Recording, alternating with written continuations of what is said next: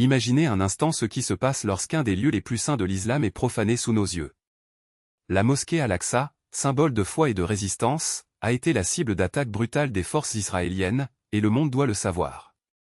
Chaque vidéo qui arrive des rues de Jérusalem montre des scènes de violence absurdes, des croyants attaqués, des jeunes lapidés, des femmes et des enfants terrifiés. Il ne s'agit pas d'incidents isolés, mais d'une stratégie calculée visant à humilier et à expulser les musulmans de leur propre sanctuaire. Que ressentez-vous lorsque vous voyez des images de policiers envahissant le sacré, piétinant les tapis de prière, détruisant tout ce qu'ils croisent? C'est comme si le cœur même de la foi était déchiré. Et ne vous y trompez pas, il ne s'agit pas simplement d'une attaque contre un bâtiment, mais d'une offensive contre des millions de croyants qui ont Al-Aqsa comme partie intégrante de leur identité spirituelle. Lorsque les forces d'occupation ferment les portes de la mosquée, lorsqu'elles empêchent les fidèles d'arriver pour prier, lorsqu'elles transforment un lieu de paix en champ de bataille, elles déclarent la guerre non seulement à un peuple, mais à l'essence même de ce que signifie être musulman. Et que faisons-nous face à cela? Est-ce qu'on fait comme si ce n'était pas nous? Devons-nous nous détourner pendant que nos frères sont piétinés? Nous ne pouvons plus rester silencieux. Chacun de nous a le devoir d'élever la voix, de partager ces images, de faire pression sur ceux qui ferment les yeux sur cette injustice. Car si aujourd'hui nous leur permettons de profaner Al-Aqsa, demain il n'y aura plus de limite à ce qu'ils oseront détruire. L'histoire nous jugera non pas sur ce que nous savions, mais sur ce que nous avons fait lorsque la foi a été attaquée. N'oubliez pas, Al-Aqsa n'est pas seulement un bâtiment en pierre. C'est le troisième lieu saint de l'islam, le lieu où le prophète monta au ciel, symbole de la résistance d'un peuple qui ne s'inclina jamais. Lorsque les soldats israéliens envahissent leur cour, lorsqu'ils lancent des gaz lacrymogènes à l'intérieur de leurs murs, lorsqu'ils empêchent les fidèles de se prosterner pour prier, ils ne violentent pas seulement un espace physique. Ils tentent d'effacer une mémoire, une histoire, un lien spirituel qui remonte à des siècles. Ils veulent nous faire croire que nous sommes faibles, que nous n'avons pas de voix, que notre foi peut être piétinée sans conséquence. Mais ils se trompent. Chaque fois qu'un jeune Palestinien affronte un char avec une pierre, chaque fois qu'une mère apprend à son enfant à prier même sous les bombardements, chaque fois qu'un imam élève la voix contre l'oppression, la résistance devient plus forte. Ce ne sont pas seulement les corps qui combattent dans les rues de Jérusalem, mais les âmes qui refusent de se laisser dominer. La question qui reste est, de quel côté êtes-vous? Lorsque l'histoire est écrite, voulez-vous qu'on se souvienne de quelqu'un qui a regardé en silence ou de quelqu'un qui a élevé la voix lorsque cela comptait le plus? Ne vous attendez pas à ce que les autres fassent ce qui relève de leur responsabilité.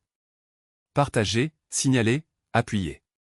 Car Al-Aqsa n'est pas seulement un lieu, c'est une vocation. Et cet appel exige une réponse. Que Allah nous donne la force d'être dignes de ce combat. Assalamu alaikum. De Jérusalem, mais des témoins vivants d'une foi qui ne s'incline pas.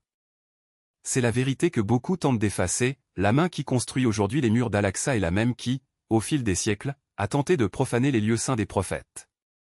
Depuis l'époque de Musa, que la paix soit sur lui, lorsque Pharaon défia le décret divin, jusqu'à l'arrogance de Sulayman, que la paix soit sur lui, dont les ennemis convoitaient le tabou de l'alliance, un symbole de la présence d'Allah parmi son peuple. L'histoire se répète. Chaque pierre arrachée de ses fondations est un cri sourd de ceux qui nous ont précédés. Tout décret visant à effacer son existence est un affront non seulement aux musulmans, mais à tous ceux qui reconnaissent le caractère sacré de ce sol. Ils veulent nous convaincre que ce combat est politique, alors qu'il est spirituel. Ils veulent nous faire croire qu'il s'agit de territoire, alors qu'il s'agit de témoignage. Le prophète, paix et bénédiction d'Allah sur lui, nous a prévenus, Jérusalem est le lieu de la résurrection et de la responsabilité. Comment alors garder le silence alors que ces murs sont assiégés? Comment accepter que le troisième lieu saint de l'islam soit traité comme une monnaie d'échange? Ceux qui soutiennent l'occupation ne sont pas seulement complices d'un crime, ils sont les héritiers d'une arrogance qui a déjà été punie. Rappelez-vous, Pharaon a coulé dans la mer, les armées de Nabuchodonosor ont été dispersées et ceux qui ont tenté de détruire la Kaaba ont été humiliés par la volonté divine. L'histoire ne pardonne pas aux oppresseurs.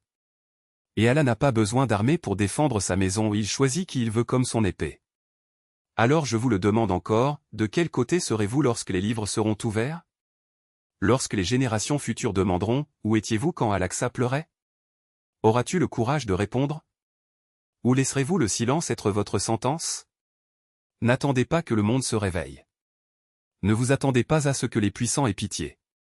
Le changement commence avec vous, avec vos paroles, avec vos actions, avec votre refus de normaliser l'injustice. Partagez la vérité.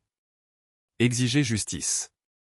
Et surtout, rappelez-vous, toute prière adressée à Jérusalem est un acte de résistance. Chaque larme versée à cause de vous est un témoignage devant Allah. Qu'il nous donne la force d'être aussi fermes que les montagnes de Jérusalem. Qu'il nous rende dignes de défendre ce qui est sacré. Et que, le jour du jugement dernier, nous puissions être parmi ceux qui ont dit « assez » au moment le plus important. Assalamu alaikum wa rahmatullahi wa barakatuh.